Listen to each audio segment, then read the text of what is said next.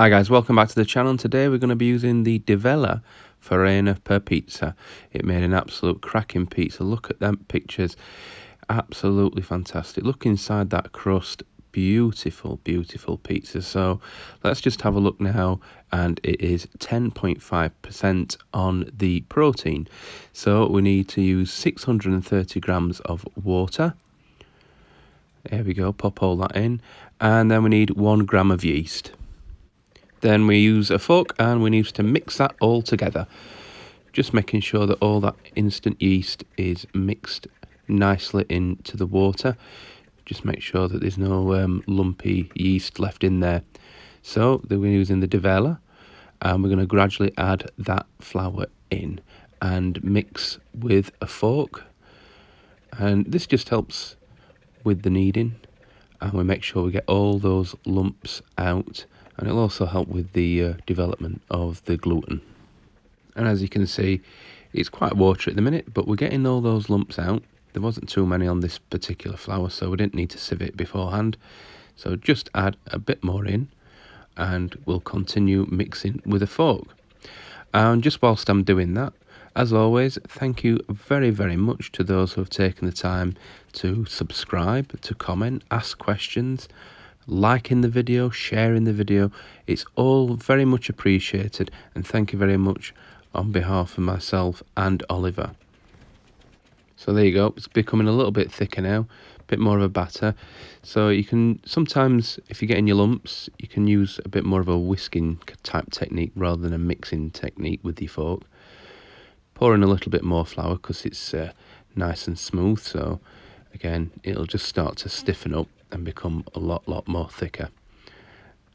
So looking pretty good already. So just now making sure that we're getting as much of that flour into that mix, and as you can see there, it's a lot thicker now as we're starting to gradually add a bit more flour. And we'll continue to mix, and it will become more of a thick consistency now. A bit more like starting to take on the characteristics of a dough. So what you have to do here is it's more of a folding technique, and once you get to that stage, you know that it's ready to come out of the mixing bowl. So pour a little bit of flour onto your work surface, and this just helps stop sticking to the work surface with the dough, and it makes the actual kneading and mixing process a little bit easier. Pour a little bit into the bowl, and we'll just get any excess out of the bowl. So just spinning that flour around the bowl and then pouring that onto the top of the dough mixture. So you need to mix and knead it all together now for around about 10 minutes.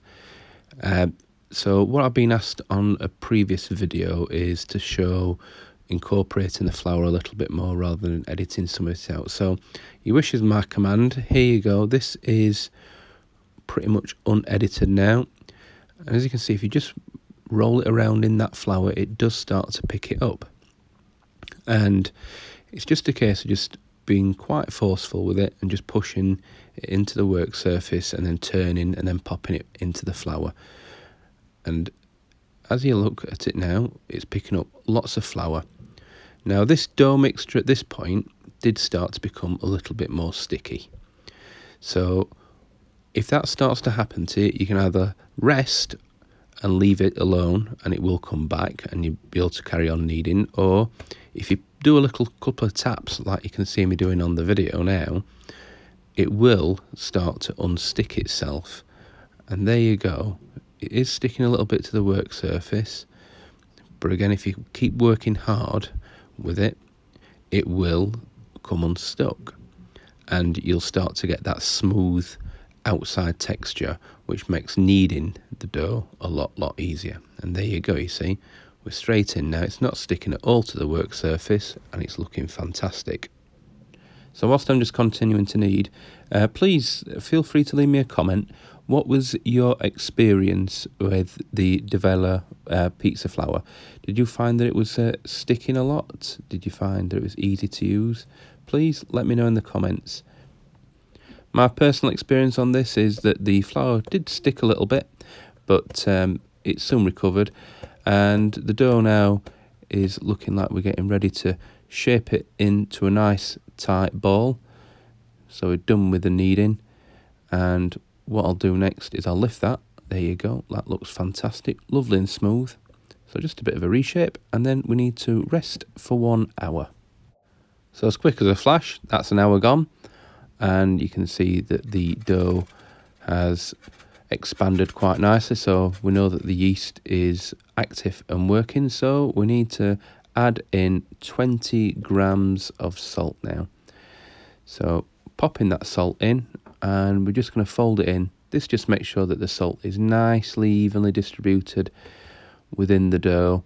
I do get asked, why do you do it second and all the kneading and not to put the salt in from the start? As I said just previously, I like to make sure that the yeast is active and that it's actually working prior to mixing everything together and finding out the yeast is not working so well. So we need to just give this a bit of a knead for 5 minutes, and that just makes sure that all that salt is evenly in the pizza dough itself. So this stage again wasn't sticky. You could feel the grains of salt within the dough, which is why you need to knead for an extra 5 minutes just to make sure that they dissolve nicely within the dough mixture itself. So no sticking, it's kneading really, really nicely. But what I did notice, and you'll see this in a second, is that it did start to get sticky again. And should this happen to you on the second kneading process, it's just a case of using that tap and onto the work surface. And again, it will become less sticky if you start doing that.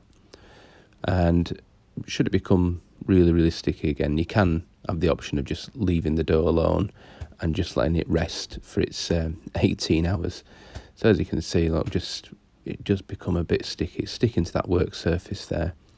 But again, if you give it a couple of taps, it will rejuvenate it and stop it from sticking to the work surface so badly. So this dough is just about ready for shaping, so we'll shape it up, and it's looking really, really smooth now. And you can just tell from the feel of the dough that you're going to get some great pizza, and when you're not going to get great pizza. And you could tell it was going to be soft. So we'll place it into the mixing bowl, and then we're going to cover it with a shower cap and let it rest for 18 hours. There we go. Pop the shower cap on. So here it is before, and here it is after 18 hours. So coming right up, we'll make some pizza balls. Okay, so let's have a look inside, and you can see it's risen really, really nicely. A couple of bubbles on the top. Looking good so far. So let's open it up. Let's have a look at some of that structure that's in there. Wow, look at that. That looks absolutely fantastic. So we know we're going to get some great pizza at this stage.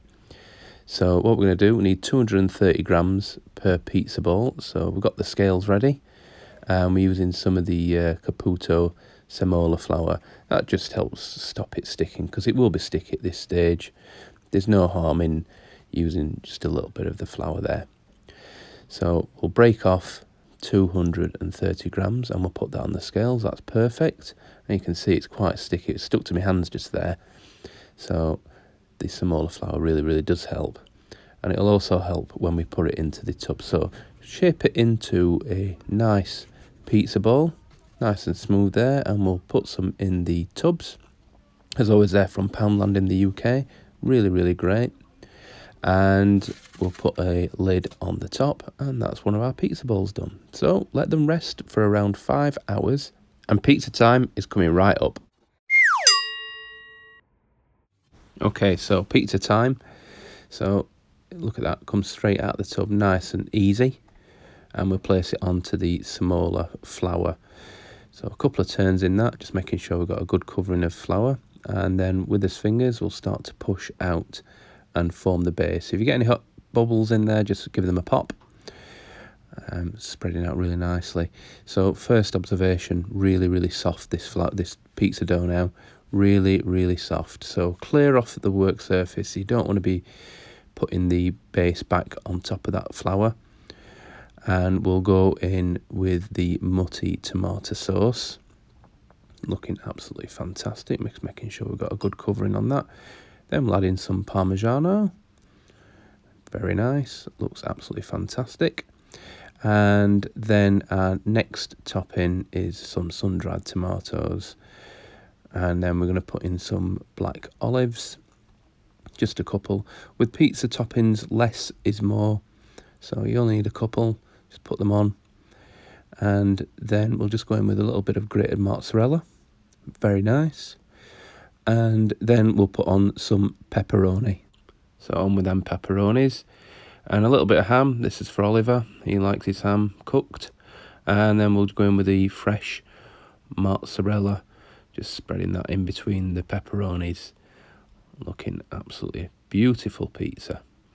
So that's that on. And then we'll put it onto the peel. And a little bit of a reshape. And then off to the pizza oven. So in it goes. And the oven temperature is 400 degrees. You may also notice that we're using the Roccbox Mantel. I'll put you some links in the description to a video review that we did on that previously. So just warming that turning peel up. Looks like we're ready for our first turn. So just easing that underneath. And that looks fantastic. That's a massive air bubble, by the way, that's just developed when we put it into the pizza oven.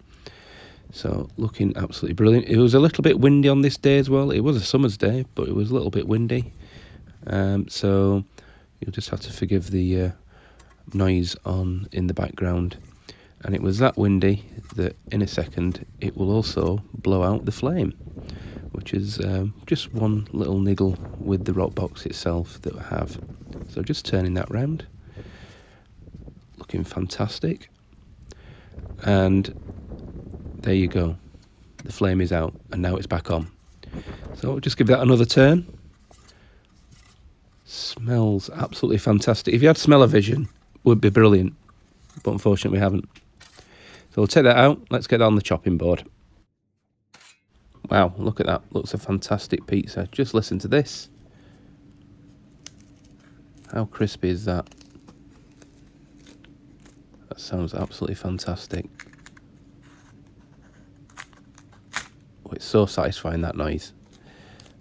Wow, really, really crispy. Let's have a little look underneath. There we go, underneath. That looks amazing. Looks fantastic. Okay, let's open it up. So, just cutting it open. Still sounds really, really crispy. It's making my mouth water doing this voiceover. I wish I could eat it all again.